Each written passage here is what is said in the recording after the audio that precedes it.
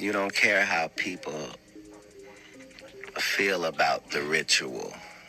It's about does following the ritual work. What you should know about this moment is that the BAFTAs were not streamed live, so they saw this happen in real time. Then when they edited together their broadcast, they decided to leave that name, and how do you think it shaped the man you are today? I'm a Babalawo, and my mom, when I was born, I got the name, fresh out the womb, and I try to, live in that purpose, every day since. So a Babalawo is a priest or diviner in the Yoruba religion.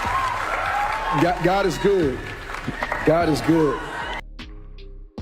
Listen, last month, Michael B. Jordan and Delroy Lindo went through a wild moment at the BAFTA Awards in London when someone in the crowd shouted a racial slur at them, on camera. Now hold up, the BAFTAs were pre-recorded, which means they chose to leave that in for the world to see.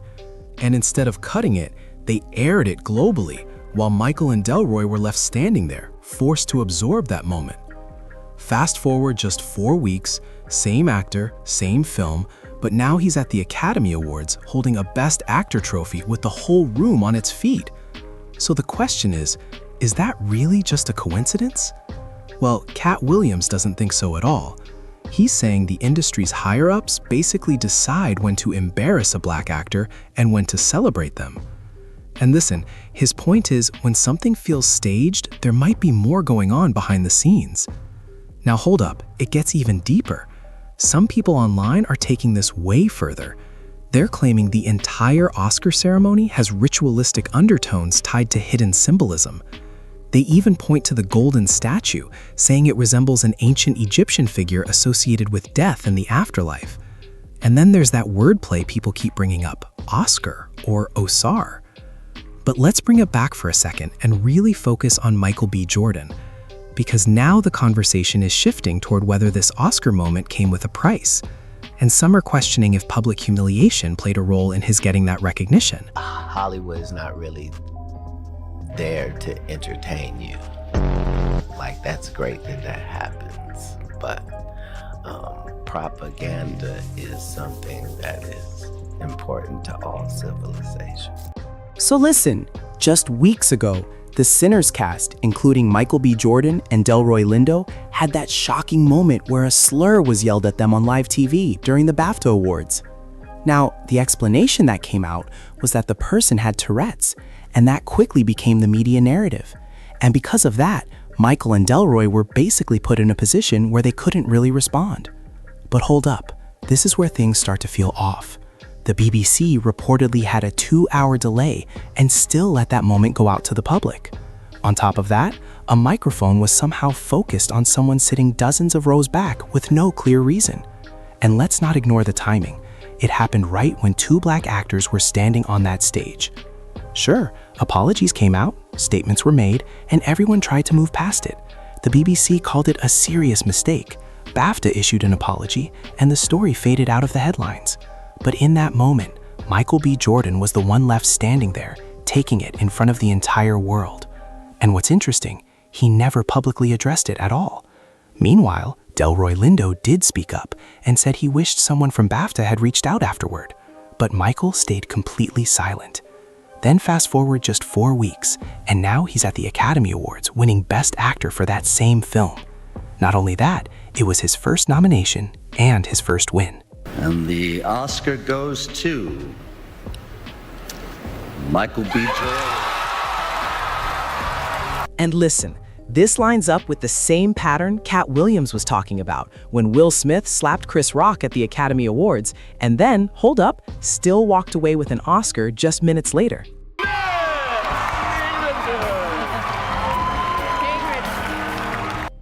I am overwhelmed by what God is calling on me to do and be. All right, so look, Chris Rock and Will Smith both got put in a tough position that night, just in completely different ways. And then, less than an hour later, Will is back on that stage at the Academy Awards holding his first Oscar. But listen, the slap kind of took over everything. A lot of people forget that he actually won that same night. So you had humiliation and then elevation happening in the same broadcast back to back. And according to Katt Williams, that's not just random. He's saying the industry leans on big moments like that to make everything feel bigger than life. And hold up, his point is, when something feels staged or too perfect, you gotta question it. Because at the end of the day, it's the people behind the scenes who control when a black actor gets put down and when they get lifted. I understand what it's worth doing when the industry is canceling one black guy. I know what happens when they are going to elevate another. And I know what happens when they don't care about either of them. I'm saying that everything that happens in a business that's based off of pretend, that seems like a setup is. And look at what happened after that. Will Smith ended up facing a 10-year ban from the Academy Awards, and his career definitely took a noticeable hit. Projects like Emancipation didn't land the way people expected, and you can argue things just haven't been the same for him since. Meanwhile, Chris Rock took a completely different path. His career surged, he dropped a Netflix special, and started selling out arenas. And listen, Katt Williams would say this is exactly the point. Somebody always pays, and somebody always benefits. Back in 2022, Will was the one who paid the price, while Chris came out of it with momentum after being humiliated. Now fast forward to 2026, and Michael B. Jordan is taking that public hit at the BAFTA Awards before going on to win an Oscar shortly after. Same script, just different actors playing the roles. Circumstances are not, we see them as, oh, this is live. He said something about his wife and then he got mad and jeopardized his career. And then the other guy had to decide what he was going to do with his career. And then no, we have to understand that these are two giants in our field if you're a black person. Correct. This is two guys too big and too good to be involved in what they're in. These are when two large boulders come together and you can't see Chris Rock winning at all. He's humiliated. If you were gonna slap a comedian, he was the #1 to slap, head of the coons, so slappable.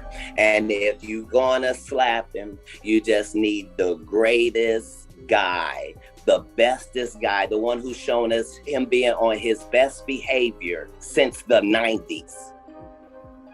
That guy is the one that will have to slap him. In all of these situations, it's only the artist that's losing. Somebody makes big money. But listen, what Katt Williams is pointing out here didn't just start with Will Smith or Michael B. Jordan. This goes way back to history. We're talking about the very first black person to win an Oscar, Hattie McDaniel, in 1940. She made history with her win for Gone with the Wind. But hold up, there's a deeper layer to that moment. She played a maid, a role rooted in stereotype, and for many in the black community, that portrayal came with mixed and even uncomfortable feelings. And here's the part that really hits. On that historic night, she wasn't even allowed to sit at the main table with everyone else. Instead, she was placed at a segregated table in the back of the room, completely separated from the rest of the winners.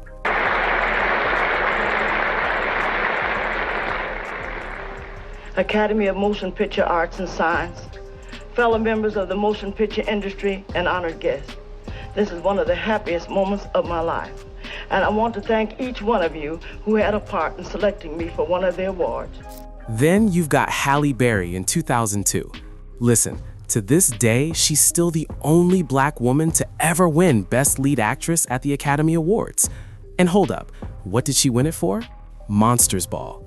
In that role, she played a woman who ends up falling in love with a white man who was involved in executing her black husband.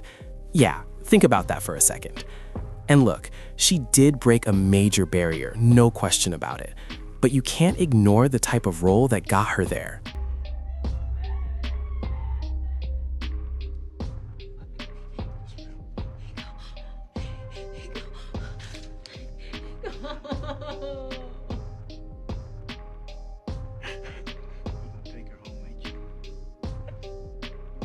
And then look at what happened with Monique. She won Best Supporting Actress at the Academy Awards for Precious in 2010, playing a deeply troubling mother. And listen, when she pushed back and refused to campaign for free, when she didn't play the game or bend to pressure, things shifted fast. According to her, that resistance led to her being blackballed in the industry.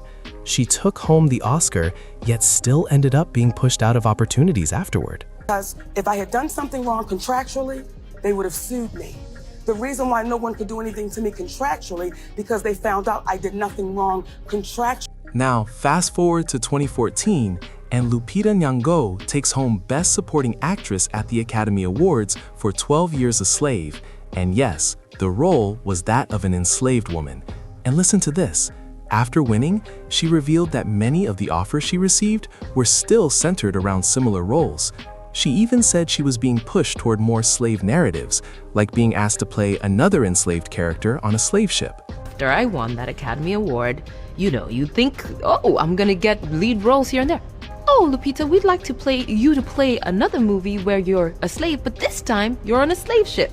Those are the kinds of offers I was getting in the months after winning my Academy Award. And then there's an even darker angle to this whole humiliation theory. So listen closely.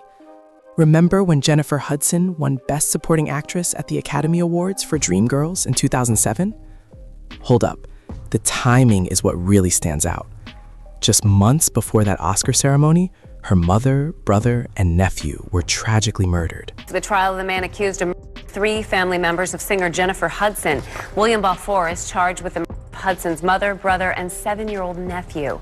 She's expected to be in court every day, and she's also on the 300-name list of witnesses who will testify for the opening statements, which begin on April 23rd. And then, let's talk about the categories where Black creators are still barely being recognized.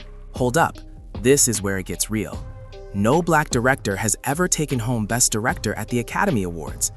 And in categories like Best Actress, yeah, Halle Berry is still the only one sitting at that table since 2002. Best Actor? Only a handful of wins in nearly a century. And the message feels pretty clear. You can star in the stories, you can help bring them to life, but controlling the narrative is a whole different game. So when you see Michael B. Jordan holding that Oscar, it's definitely a powerful, feel-good moment. But Katt Williams would ask the question nobody really wants to touch. What did he have to give up or go through to get it? What did he have to stand there and absorb first? Because think about it. The humiliation happens in London, then the reward shows up in Hollywood just weeks later. Same movie, same man, just a different moment on the timeline. And the machine keeps moving the same way it always has. But I want to hear from you. Do you think Katt Williams is onto something here? Some people are going to call this conspiracy territory. And yeah, I get why. It's a lot of dots being connected. But then you look at the pattern. From Hattie McDaniel sitting at a segregated table the same night she made history, to Michael B. Jordan being targeted just weeks before winning big. At some point, you have to ask, are all of these really just random coincidences? Because, as Katt said, when something feels like a setup, you start to question the bigger picture. So now I want to know from you, do you believe in this so-called humiliation pattern, or is it just how things naturally play out in Hollywood? And if there is something deeper going on, who do you think is really pulling the strings behind the scenes? Drop your thoughts in the comments, and stay tuned for the next one.